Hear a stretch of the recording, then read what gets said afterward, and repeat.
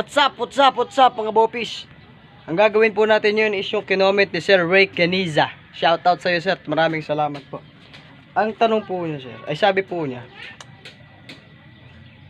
pahingi naman po ng procedure sa pagpipaint po ng kulay white. So, ito nga, sisimulan na natin ang pagpipaint ng kulay white.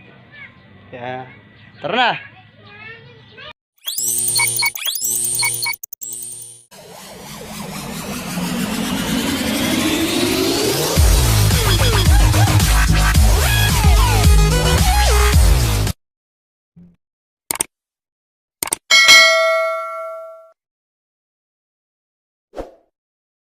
Ito mga sir yung pipinturahan natin. Kung napapansin natin meron na siyang primer kasi pinrimeran ko na siya dati. Madumi na. Ulitin pa rin natin. Tapos ito yung mga kailangan natin. Tubig, liha, yan yung babaran o banlawan. Saka siyempre yung yung items natin na pipinturahan. Kailangan din natin ng Joy na sabon, dishwashing liquid, basahan na malinis, and then make sure na yung basahan natin gagamitin is walang kalangis-langis para maganda yung kalidad ng kalalabasan ng ating pintura. So tara na.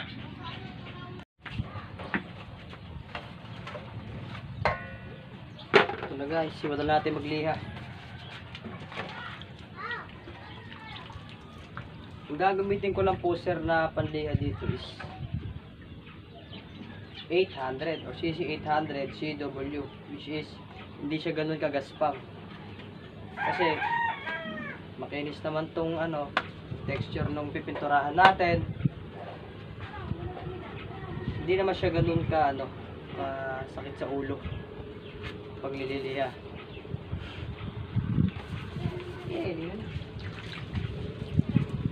Tapos tilagyan ko na rin ng dishwashing liquid to tubig natin para mawala yung mga langis na mabilis matanggal yung mga dumi. Hindi yan.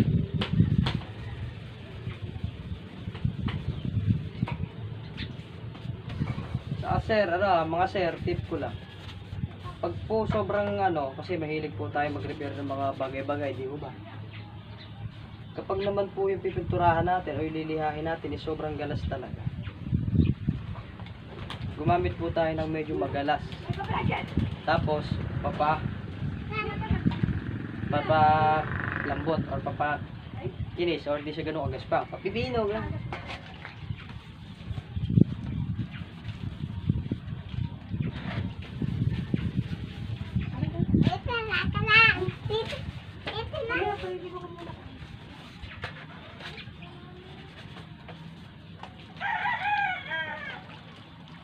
Sa apo pa lang, pag po i-repaint natin is metal, mga bakal-bakal, mas mabuting gumamit po tayo ng paint remover para po mabilis yung pagkatanggal ng mga old paints o yung mga lumang pintura na nakalagay.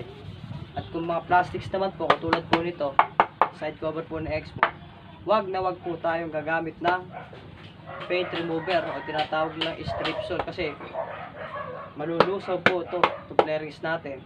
Hindi mo po siya malulusaw, pangit po yung magiging magiging balat. So mangyayari, wala na.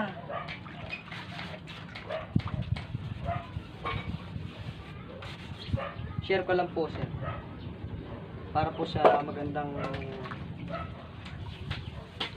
kalalabasan ng pipinturahan natin.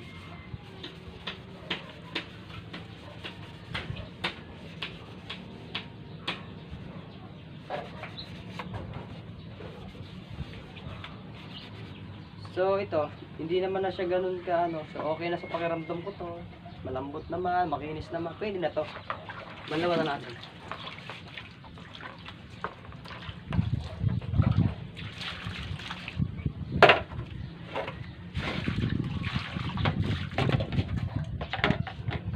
So, punasan na natin gamit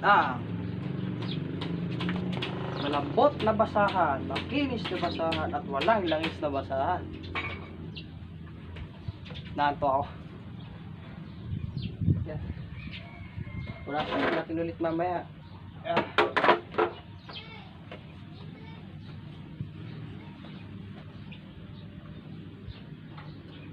Yung mga may gusto pong itanong o gusto pong maintindihan about sa mga ganitong bagay, sa restoration, sa repaint, comment lang po kayo dyan sa baba. Maraming salamat. So tara na, bibilad ko na to para mas mabilis. At ito na, pwede na natin siya i-primer. Lambot. Una natin gagamitin is primer. Na natin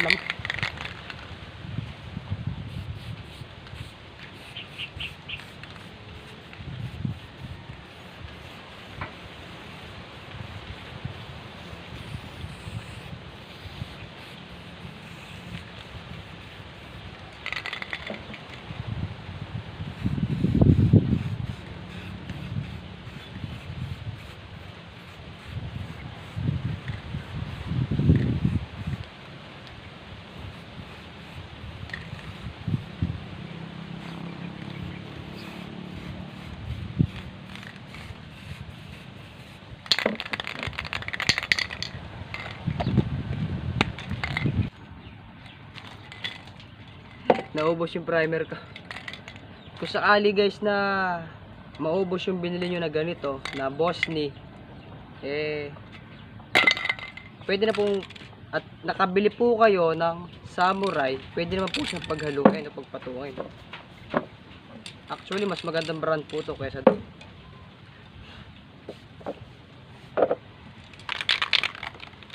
Ito kasi stock ko to, at ang swerte lang na Samurai pang nagamit ko dito. Bola lang yan. Sige na, tuloy na natin. Labanan.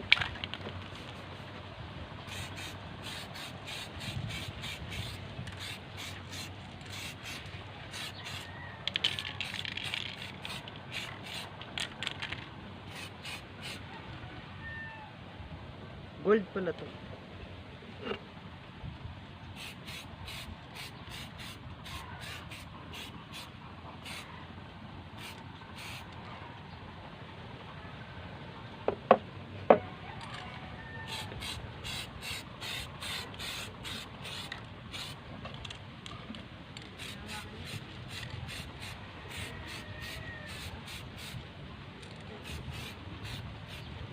A few moments later. Diyan na nga yung kinalabasan ng ating primer. Sunod na natin is yung requested color. Color white.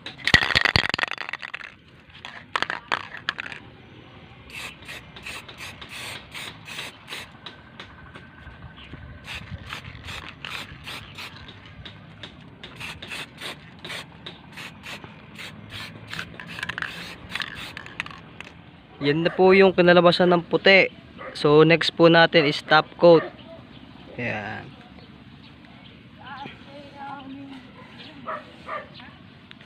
Hindi na po natin siya pininturahan lahat kasi kukulayan ko po ito ng itim.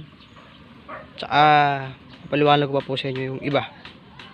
So sir, tataputan na po natin. O yung clear coat. So tara.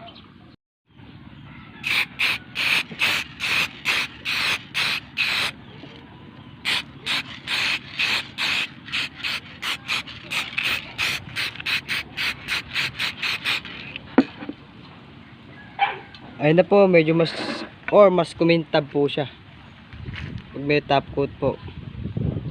Yan. Yan na po yung nalabasan ng color white. Bibilad na lang po siya and then tapos na po. Ito pa po pala, yung color white po natin is karaniwan siyang ginagamit sa pang base. Although lagi naman siyang ginagamit sa base coat or first coat. Kasi tingnan po natin ang pagkakaiba. Pag po kulay white or color white, ang pinaka base niya,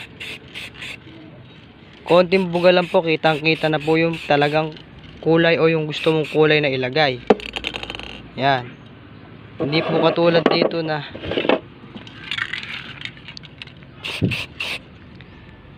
yan, hindi po siya ganun kapula. Pangit po ang pagkakapula niya compare po dun sa isa. share ko lang po. So kahit ano pong kulay ang ikukulay natin, lalo po pag mga light na ganyan, kailangan po natin ng base coat o kulay white. Like for example, black po yung pinaka base nya. And then lagay po natin yung red, tingnan po natin kung ano po magiging tsura nya. Yan. Yan po ang pagka-red niya compare po dito sa kanina. May pagkakaiba po. Yes, malaki po ang pagkakaiba niya.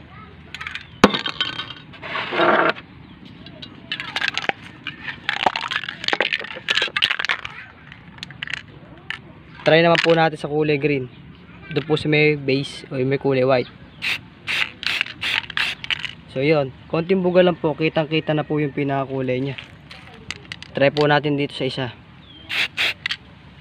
Yan, di ba? Yung pagka-green niya is dark. Yan, dark po yung pagka-green niya.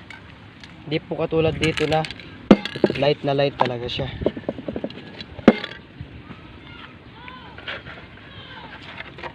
So, yan po ang ating video for today. And maraming salamat sir. Basic lang sa akin to. Ano ka nasisira, ulo? Joke lang. Yan po ang kinalalabasan, no? Mas dark po siya compare po dito sa yan. Palagi po natin tatandaan na ang kulay po natin is depende pa rin po sa base coat na ilalagay natin.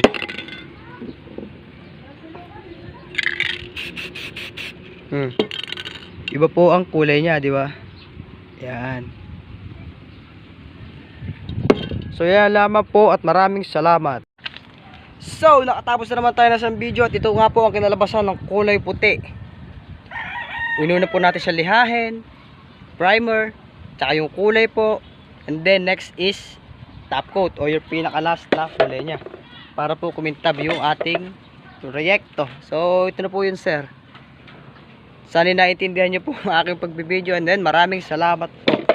Babush!